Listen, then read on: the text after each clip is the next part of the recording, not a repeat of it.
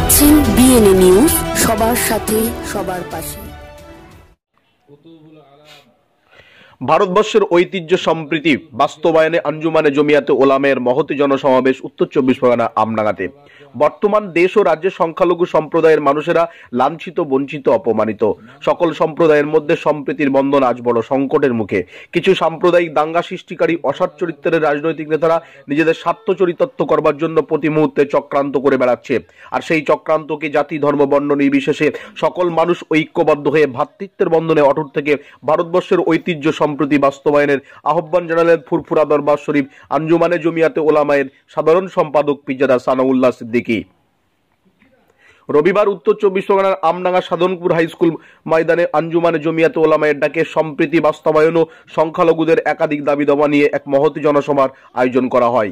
এই জনসভায় প্রায় 10,000 মানুষের উপস্থিতি ছিল চোখে পড়ার মতো।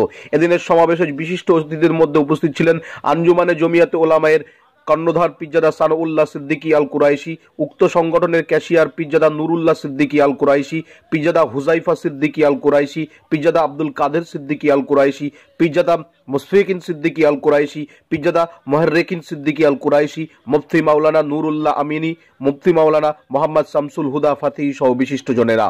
এই সমাবেশটি পরিচালনা করেন জনাব মুফতি মাওলানা মোহাম্মদ মুস্তাকিন ফাতিহি সাহেব। আঞ্জুমানে জমিয়াতে ওলামায়ের সাধারণ সম্পাদক পিরজাদা সানাউল্লাহ সিদ্দিকী এদিনের সমাবেশের মঞ্চ থেকে ভারতবর্ষের ঐতিহ্য সম্প্রীতি বাস্তবায়নের ডাক দেন। পাশাপাশি তিনি বলেন, বর্তমান দিনে সংখ্যালঘু সম্প্রদায় বড় সংকটের মুখে। বাবরি মসজিদ নিয়ে কেন্দ্র সরকার ছেলেখেলা করছে, ধর্ম নিয়ে ভারত বিভাজনের রাজনীতি করছে। পাশাপাশি তিনি হুগলি মাদ্রাসা ও তাজমহল প্রসঙ্গ নিয়ে এদিনের মঞ্চ থেকে সরব হন। বর্তমান দিনে জাতীয় সংহতি ও দেশের ঐতিহ্য বাস্তবায়ন করতে গেলে জাতি, ধর্ম, বর্ণ নির্বিশেষে সকল মানুষকে ঐক্যবদ্ধ হয়ে সাম্প্রদায়িক শক্তির বিরুদ্ধে আন্দোলনে নামতে হবে। পাশাপাশি তিনি বিশ্বনবী মুহাম্মদুর রাসূলুল্লাহ সাল্লাল্লাহু আলাইহি সাল্লামের জীবন আদর্শের উপরে বর্তমান সমাজের যুব উপযোগী কোরআন ও হাদিসের তাৎপর্যপূর্ণ ব্যাখ্যা তুলে ধরা, হক ও ঈমানের পথে সাধারণ মানুষকে চলার আহ্বান করেন। দাদা হুজুর পীর কেবলা রহমাতুল্লাহ আলাইহির সুযোগ্য আওলাদগণ মজলিস মঞ্চে উপবিষ্ট। পাশাপাশি এদিনের মঞ্চে উপস্থিত পিরজাদা সানাউল্লাহ সিদ্দিকী নারীর সম্মান, ইজ্জত ও নবী মুহাম্মদ সাল্লাল্লাহু আলাইহি সাল্লামের আগমনী বার্তা সম্পর্কে মঞ্চ থেকে সাধারণ মানুষের উদ্দেশ্য করে বলেন, ইসলামের মধ্যে ভুল খুঁজছে, কোরআনের মধ্যে ভুল খুঁজছে, হাদিসের মধ্যে ভুল খুঁজছে, ভুল তারা পাচ্ছে না। লাস্টে সমাধান আসছে কি? সমাধান এটাই, ওই মানুষটা, ওই মহিলাটি, ওই পুরুষটি তিনি ইসলাম ধর্ম গ্রহণ করছে। কেন? গিয়েছিল ভুল খুঁজতে, ফিরে আসছে মুসলমান হয়ে। ধরে বলা যাবে না? আজকে বলতে লজ্জা লাগে। তথাপি না হলে স্বামী স্ত্রীর যে সম্পর্ক, বিছানাটা আলাদা করে দাও। একজন পুরুষ, একজন মহিলা ইজাব আর কবুলের মধ্য দিয়ে সাক্ষী সাবেককে নির্জন বাস, এটাই হলো নেকার পারিভাষিক মানে। একজন পুরুষ কোনো ইজ্জত নেই, দিনের মধ্যে মেয়েদের ইজ্জত নেই। তুমি একজন মূর্খ, তুমি একজন অবুঝ।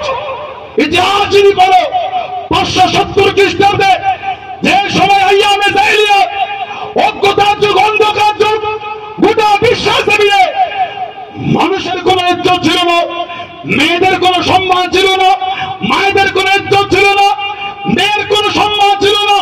যেই মা ছেলেকে পেটে 10 মাস 10 দিন ধরে মুখ দেখাতো, সেই ছেলে বড় হয়ে মায়ের সঙ্গে ধর্ষণ করত, মায়ের সঙ্গে জেনা করত।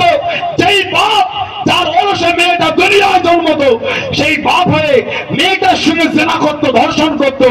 একই মায়ের পেটে ভাই বোন, ভাই হয়ে বোনের সঙ্গে জেনা করত। মেয়েদের হয়ে জীবন্ত বালুক হয়ে পথে মেরে ফেলা হতো। যুগটার নাম হচ্ছে আইয়ামে জাহিলিয়াত, অজ্ঞতার যুগ, অন্ধকার যুগ।